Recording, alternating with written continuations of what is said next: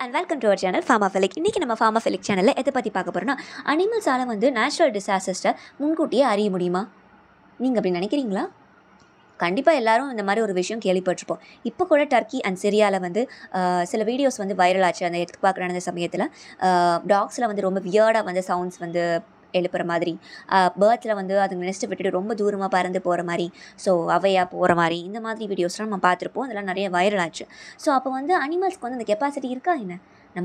நம்மளால் ப்ரெடிக்ட் பண்ண முடியாது, அனிமல்ஸால் ப்ரெடிக்ட் பண்ண முடியுதா?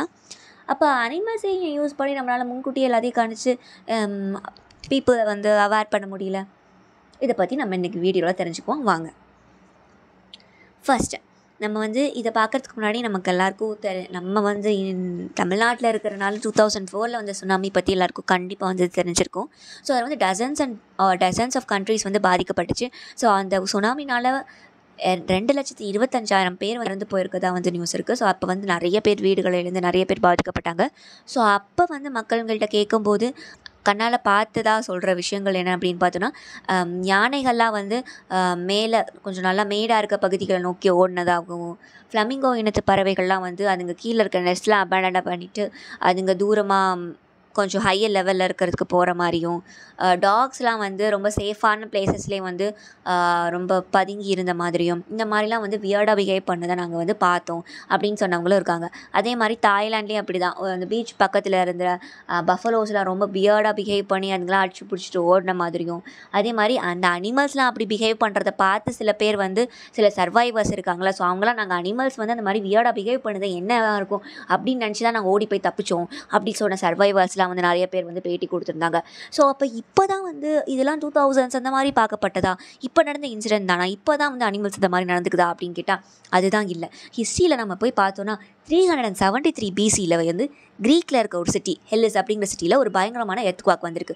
ஸோ அப்போ கூட ரேட்ஸ் அண்ட் ஸ்னேக்ஸ் வியர்டாக பிஹேவ் பண்ணதான் மக்கள்களில் பார்த்த மாதிரி நம்மக்கிட்ட குறிப்புகள் இருக்குது, ரெக்கார்ட்ஸ் இருக்குது. ஸோ அதுக்கப்புறம் 1800ஸ்லேயும் நேப்பிள்ஸ் அதில் ஆக்ஸ், ஷீப், ஈஸ் இதெல்லாம் வியர்டாக பிஹேவ் பண்ண மாதிரி ரெக்கார்ட்ஸ் இருக்குது. 1900ஸ்ல சான் ஃப்ரான்சிஸ்கோவில் ஹார்சஸில் ஒரு மாதிரி வியர்டாக பிஹேவ் பண்ணதாக நம்மக்கிட்ட ரெக்கார்ட்ஸ் இருக்குது. ஸோ இந்த மாதிரி ஹிஸ்ட்ரியில் பார்த்தோன்னா நிறைய இடங்களில் வியர்டாக பிஹேவ் பண்ணுது, இந்த மாதிரி இருக்குது, இது ப்ரிடிக்ட் பண்ணுதுங்க போல் அனிமல்ஸ்க்கு தெரியுது, இந்த மாதிரி பேச்சுகள் நிறைய நடந்துகிட்டு இருக்கு. அனிமல்ஸ் ஆல முடியுதுன்னா மனுஷங்கிட்ட அந்த மாதிரி பவர் இல்லையா அப்படின்னு கேட்டால் அதுதான் இல்லை. ஏன்னா டெக்னாலஜி பார்த்தோன்னா எவ்வளோதான் நம்மக்கிட்ட உள்ளங்கையில் உலகம் வர அளவுக்கு நம்மக்கிட்ட டெக்னாலஜி இருந்தாலும் நம்மக்கிட்ட இந்த இயற்கையை கட்டுப்படுத்துகிற டெக்னாலஜி இல்லைன்னு தான் சொல்லணும். கட்டுப்படுத்துறது என்ன, அதை பற்றி தெரிஞ்சுக்கிற டெக்னாலஜி கூட இல்லை, முன்கூட்டியே ப்ரிடிக்ட் பண்ணுற டெக்னாலஜி கூட இல்லை அதோட கோவத்தை. ஸோ அதுதான் சோகமான ஒரு உண்மையும் கூட. ஸோ அதனால தான் என்ன பண்ணாங்க, அப்போ அனிமல்ஸ் கிட்ட இந்த பவர் இருந்தால் நம்ம கண்டிப்பாக நமக்கு அது யூஸ் ஆகுமா அப்படிங்கிறத நம்ம யோசிச்ச மாதிரியே கண்டிப்பாக ஆராய்ச்சியாளர்களும் யோசிச்சிருப்பாங்க இல்லையா. ஸோ அதனால் அவங்க என்ன பண்ணியிருக்காங்க அப்படின்னா ஆராய்ச்சி பண்ண ஆரம்பித்தாங்க. ஸோ அதில் ரொம்ப ஒரு இம்பார்ட்டண்டான ஆராய்ச்சி என்ன அப்படின்னு பார்த்தோன்னா, மார்டின் அப்படிங்கிறவர் Max Planck Institute of Animal Behaviour, so அதில் நடத்தின ஒரு ஆராய்ச்சி ரொம்ப இம்பார்ட்டண்டான ஒரு ஆராய்ச்சி. ஸோ இதில் என்னென்னா நிறைய அனிமல்ஸ் எடுத்துக்கிட்டாங்க, ஒரு ஸ்பீஷிஸ் கிடையாது, கவுஸ் எடுத்துக்கிட்டாங்க, ஷீப் எடுத்து ஆராய்ச்சி பண்ணாங்க, டாக்ஸ் எடுத்து ஆராய்ச்சி பண்ணாங்க.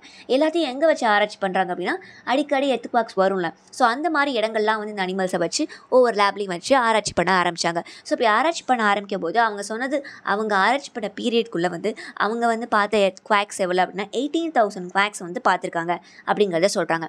ஸோ 18,000 குவாக்ஸ்னால் அவ்வளோ எர்த்குவாக்ஸ் வந்துச்சா அப்படிங்கிறதா?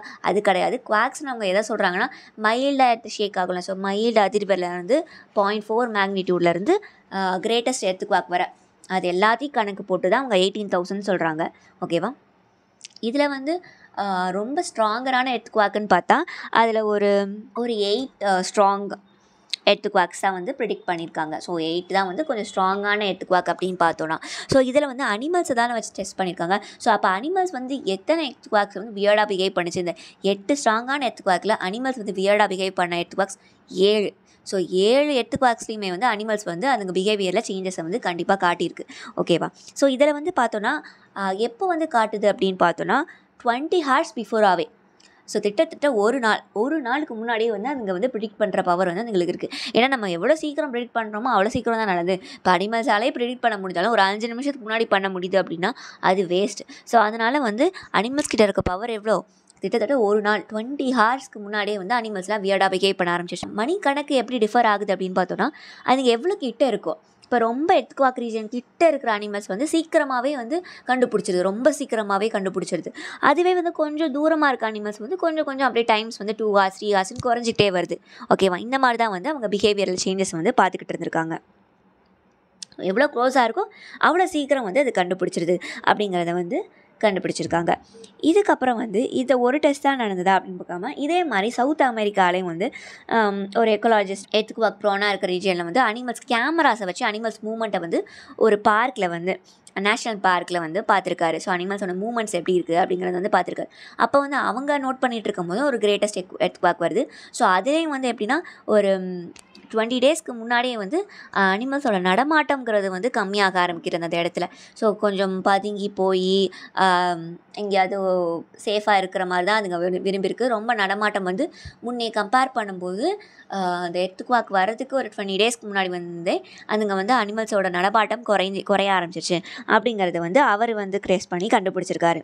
பேர்ட்ஸ்கிட்டேயும் வந்து அந்த பவர் இருக்குது. பேர்ட்ஸாலேயும் வந்து முன்னாடியே வந்து அதுங்கள்ட்ட வந்து சென்சரி ஆர்கன் வந்து கூட அப்படிங்கிறதுனால பேர்ட்ஸ்கிட்டேயும் வந்து அதுங்க காலை ஜிபிஎஸை கட்டி அதுங்களோட மூமெண்ட்ஸை வந்து வச்சும் இப்போ வந்து டெஸ்ட் பண்ணிக்கிட்டு தான் இருக்காங்க. ஸோ இந்த மாதிரி டெஸ்டஸ் வந்து நிறைய நடந்துகிட்டே இருக்குது. சரி, அனிமல்ஸ் ப்ரிடிக்ட் பண்ணுது.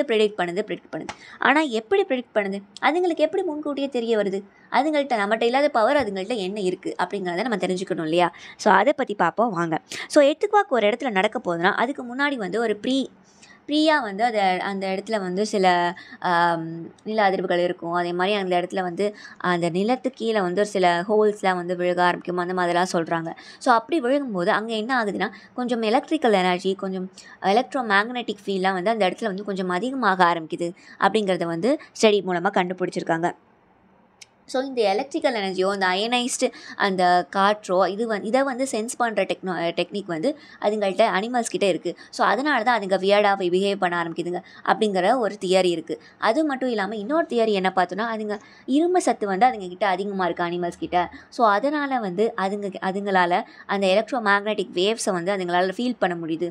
ஸோ அதனால தான் வந்து அனிமல்ஸ் வந்து ப்ரிடிக்ட் பண்ணுது ஈஸியாக அப்படிங்கிறது சொல்கிறாங்க. ஸோ அது ஒரு தியரி இருக்குது.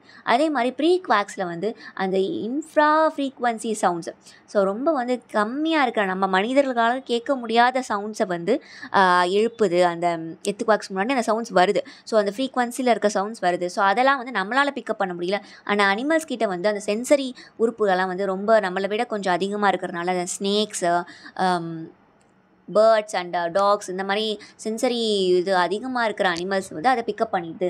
அந்த ஃப்ரீக்வன்சி ஆஃப் சவுண்டால் அதுங்களால் கேட்க முடியுது. ஸோ அதனால தான் அதுங்க வந்து தப்பிச்சு ஓடிடுதுங்க. இல்லைனா வந்து அதுங்க பிஹேவியர் வந்து வேறுபாடு இருக்குது அப்படிங்கிற மாதிரி வந்து அவங்களாம் வந்து இந்த மாதிரி நிறைய ரீசன்ஸ்னால தான் வருது அப்படிங்கிறத சொல்கிறாங்களே தவிர, இன்னும் வந்து நம்ம அனிமல்ஸோட பிஹேவியர்ஸை இன்னும் படிக்க தான் நம்மளால் வந்து இன்னும் நிறைய அனிமல்ஸ் நிறைய சிச்சுவேஷன்ஸில் வச்சு படிக்க தான் இன்னும் கிளியராக வந்து சொல்ல முடியும் அப்படின்னு வந்து ரிசர்ச்சர்ஸ் வந்து சொல்கிறாங்க. இன்னும் வர வந்து எக்ஸாக்டாக இதுதான் ரீசன், எதனால் வந்து அதுங்களால் ப்ரிடிக்ட் பண்ண முடியுது அப்படிங்கிறது வந்து ஒரு கேள்விக்குறியாக தான் இருக்குது. அது மட்டும் இல்லாமல் சைனாவில் வந்து என்ன சொல்கிறாங்கன்னா, நாங்கள் அனிமல்ஸ் வச்சு ப்ரிடிக்ட் பண்ணுற இதுவே வந்து கொண்டு வந்துட்டோம், நாங்கள் அதை வச்சு ப்ரிடிக்ட் பண்ணிட்டு தான் இருக்கோம் அப்படிங்கிறது வந்து சைனாவில் வந்து அங்கே இருக்கிற ஆராய்ச்சியாளர்கள் சொல்லிட்டு இருக்காங்க. ஸோ அவங்க எதை வச்சு ப்ரிடிக்ட் பண்ணுறாங்க அப்படின்னு பார்த்தோன்னா, ஸ்னேக்ஸ் தான் வந்து இருக்கதே ரொம்ப ரொம்ப சென்சிட்டிவாக வந்து எர்த்குவாக்ஸ்க்கு இருக்கிற ஒரு அனிமல் அப்படின்னு வந்து ஸ்னேக்ஸ் தான் அப்படின்னு வந்து அவங்களோட ஹெட் வந்து சொல்கிறாரு. ஸோ அதை வச்சு ஸ்னேக்ஸோட பிஹேவியரை வச்சு நாங்கள் வந்து ஆல்ரெடி முன்னாடியே ப்ரிடிக்ட் பண்ணுற சென்சிங் எக்யூப்மெண்ட் வந்து நாங்கள் கண்டுபிடிச்சி வச்சுருக்கோம் அப்படின்னு சொல்கிறாங்க. ஸோ அது எந்த அளவுக்கு உண்மையாக பொய்யா நமக்கு தெரியல. ஸோ அவங்க வந்து சைனா வந்து அதை வந்து கிளைம் பண்ணுறாங்க. ஆனால் மற்றபடி பார்த்தோன்னா இன்னும் வந்து அனிமல்ஸை வச்சு ப்ரிடிக்ட் பண்ணுற அளவுக்கு வந்து அனிமல்ஸ் ப்ரிடிக்ட் பண்ணுது. பட் நம்ம அதுக்கு முன்னாடி வந்து சென்ஸ் பண்ணணுன்ற அளவுக்கு எக்யூப்மெண்ட் அனிமல்ஸ் ப்ரிடிக்ட் பண்ணுறதை வச்சு நம்ம எக்யூப்மெண்ட் வச்சு கண்டுபிடிக்கிற அளவுக்கு நம்மக்கிட்ட இன்னும் இந்த டெக்னாலஜியும் இன்னும் அவங்க இன்னும் டெவலப் பண்ணலை. பட் இன்னும் ஸ்டடீஸ் போய்கிட்டு தான் இருக்குது. ஸோ அந்தளவுக்கு நம்மக்கிட்ட ஸ்டடீஸோட அந்த இன்ஃபர்மேஷன் பத்தலைன்றதான் வந்து ஆராய்ச்சியாளர்கள் சொல்கிறது. ஸோ இன்னும் நம்ம ஸ்டடீஸ் பண்ணி தான் வந்து நம்மளால் கண்டுபிடிக்க முடியும். அது மட்டும் இல்லாமல் நம்மளால் ஏன்னா அனிமல்ஸ் கிட்ட நமக்கு பேசுகிற அளவுக்கு நம்மக்கிட்ட கம்யூனிகேஷன் கிடையாது. ஸோ அதுங்க என்ன நினைக்கிது அப்படிங்கிறதெல்லாம் நமக்கு வந்து புரிகிற தன்மை வந்து நமக்கு ரொம்ப கம்மி. ஸோ இதே வந்து மனுஷங்கன்னா நம்ம வந்து கேட்டு தெரிஞ்சுக்கலாம், எதனால் அப்படி நடந்துக்கிறேன்னு சொல்லி அவன் சொல்ல போகிறான். ஆனால் அனிமல்ஸுக்கு எப்படி கேட்க முடியல. ஏன்னா சில நேரம் வந்து ஐடியல் கண்டிஷன் அப்படின்னு வச்சா தான் வந்து ஒரு லேப்ல இருக்க அனிமல்ஸில் ஒரு ஐடியல் கண்டிஷனில் வந்து மெயின்டைன் பண்ணும். ஒருவேளை சில நேரத்தில் வந்து அதுங்க பசினால் பண்ணலாம், வியர்டாக பிஹேவ் பண்ணலாம். இல்லைனா அதுங்களுக்கு உடம்புல ஏதாவது பிரச்சனையாக இருக்கலாம். ஸோ அந்த மாதிரி எதனால் அதுங்க வியர்டாக பிஹேவ் பண்ணுது அப்படிங்கிறது வந்து நம்மக்கிட்ட கம்யூனிகேஷன் வந்து அனிமல்ஸ்க்கு நமக்கு வந்து இல்லை. ஸோ அந்த கேப் இருக்கிறதுனால அது கொஞ்சம் டிஃபிகல்ட்டாக இருக்குது. ஸோ அவங்க எல்லாமே வந்து இந்த எர்த்குவாக் இந்த மாதிரி டிசாஸ்டர்னால தான் இப்படி வந்து பிஹேவ் பண்ணுதா, இல்லைனா எதெல்லாம் வந்து அதுங்களுக்குள்ளே எதுவும் பிரச்சனையா, எதனால் பிஹேவ் பண்ணுதுங்க அப்படிங்கிறத வந்து இன்னும் நம்மளால் தெளிவாக ஸ்டடி பண்ண முடியல. அதனால தான் நாங்கள் வந்து வெயிட் பண்ணிருக்கோம். இன்னும் நிறையா ஸ்டடீஸ் பண்ண எப்போவுமே வந்து அதிகமாக பண்ணும்போது நமக்கு வந்து இன்னும் அக்யூரேட்டான ரிசல்ட்ஸ் கிடைக்கும். ஸோ அதனால் வந்து இன்னும் நிறையா ஸ்டடீஸ் பண்ணால் தான் நம்மளால் வந்து கன்ஃபார்மாக அனிமல்ஸை வச்சே நம்மளால் ஃப்யூச்சரில் வந்து கண்டிப்பாக எர்த்குவாக்ஸ் மாதிரி நிறைய நேச்சுரல் டிசாஸ்டரை வந்து முன்னாடியே கணிச்சு, ஏன்னா வந்து 20 ஹார்ஸ்க்கு முன்னாடியே சொல்லுது அப்படின்னா கண்டிப்பாக அது எவ்வளோ ஒரு ப்ளஸ், எவ்வளோ உயிர்களை நம்ம காப்பாற்றலாம், எவ்வளோ பொருள் சேதத்தை நம்ம தடுக்கலாம். ஸோ அதனால் எவ்வளோ ப்ரிகாஷியஸாக நம்மளால் இருக்க முடியும்னு நினச்சிக்கோங்க.